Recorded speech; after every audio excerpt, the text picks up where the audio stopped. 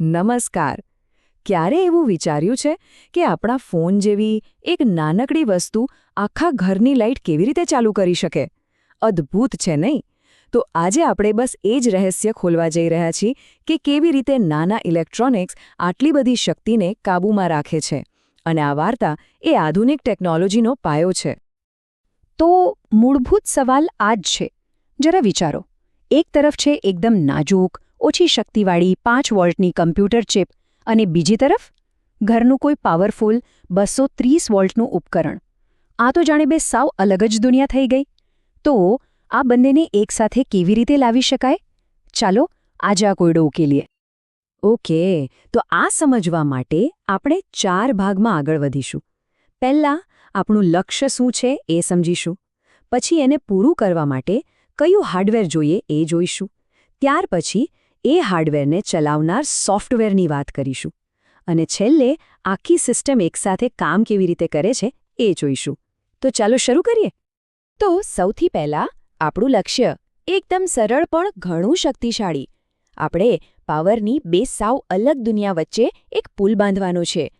આપણો મુખ્ય પડકાર એ જ છે કે કેવી રીતે એક નાજુક ડિજિટલ સિગ્નલની દુનિયાને હાઈ વોલ્ટેજ પાવરની દુનિયા સાથે સેફલી એટલે કે સુરક્ષિત રીતે જોડી શકાય. અને અહીં જ આખી મુશ્કેલી છે. જુઓ, એક તરફ છે માઇક્રોકન્ટ્રોલરની દુનિયા, જે ફક્ત 5 વોલ્ટ ડીસી પર ચાલે છે, એટલે કે બહુ જ નાજુક, બહુ સંવેદનશીલ.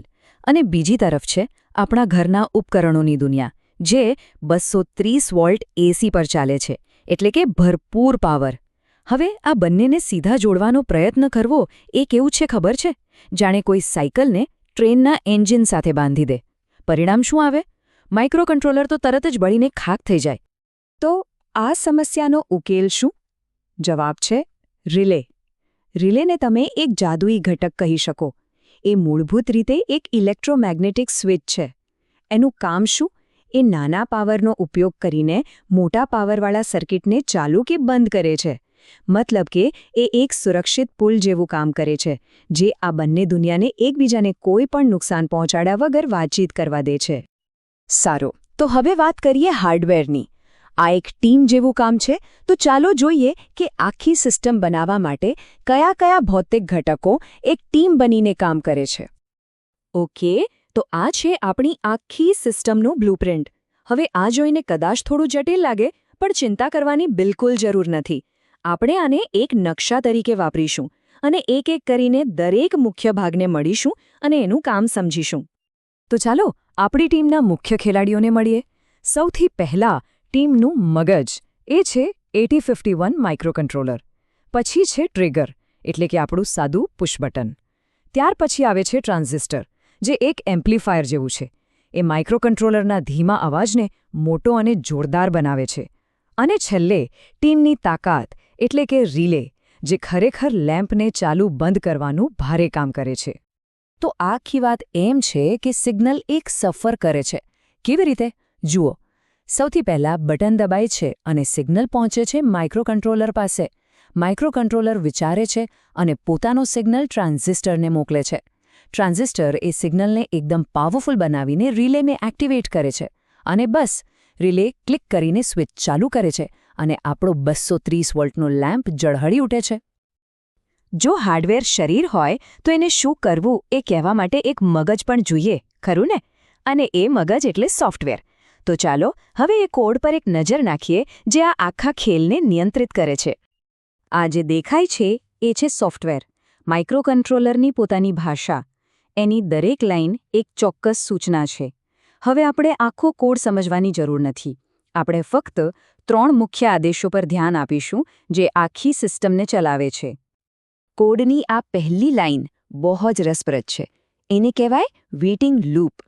મતલબ કે માઇક્રોકન્ટ્રોલર અહીં આવીને અટકી જાય છે અને બસ સતત તપાસ્યા કરે છે કે બટન દબાવવામાં આવ્યું, આવ્યું, આવ્યું.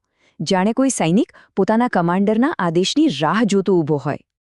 અને જેવું બટન દબાય છે એટલે તરત જ પ્રતીક્ષા પૂરી. કોડ સીધો જ આ લાઇન પર કૂદકો મારે છે. આ જે સેટ બી P2.1 છે, એ બીજું કંઈ નહીં પણ ચાલુ કરો એવો આદેશ છે. બસ આ જ એક ક્ષણ છે જ્યારે માઇક્રોકન્ટ્રોલર પોતાનો સિગ્નલ બહાર મોકલે છે અને આખી પ્રક્રિયા શરૂ થાય છે.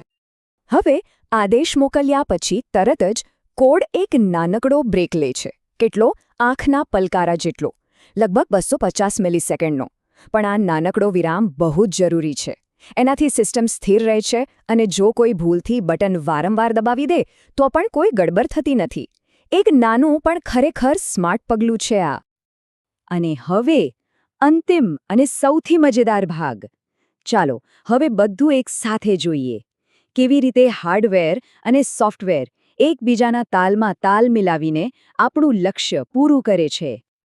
જુઓ, અહીં આપણે બંનેને એક સાથે જોઈ શકીએ છીએ.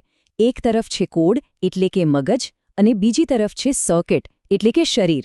આનાથી એકદમ સ્પષ્ટ થાય છે કે કેવી રીતે કોડની દરેક લાઇન સર્કિટમાં એક વાસ્તવિક ક્રિયાને જન્મ આપે છે. આ છે મગજ અને શરીરનો સંપૂર્ણ તાલમેલ. તો ચાલો આખી ઘટનાને એકવાર ફરીથી શરૂઆતથી અંત સુધી જોઈએ. પગલું 1, બટન દબાયું.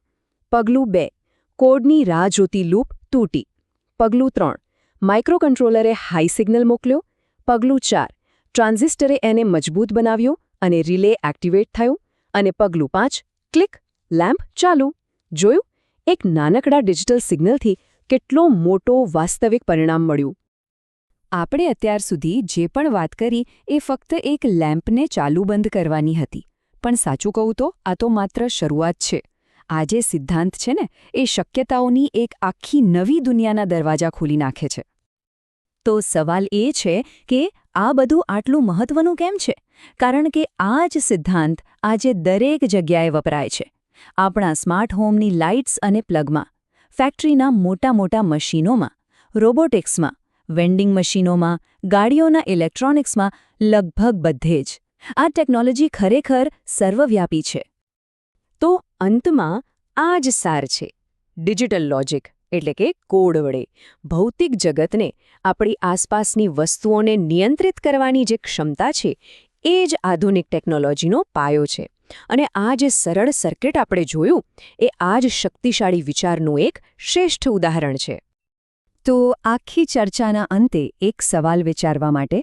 આ સર્કિટ એક લેમ્પને કંટ્રોલ કરે છે. પણ જો આ જ તાકાત કોઈના હાથમાં હોય તો એનાથી બીજું શું શું કંટ્રોલ કરી શકાય? જરા વિચારો, કારણ કે શક્યતાઓ ખરેખર અનંત છે. વિચારતા રહેજો.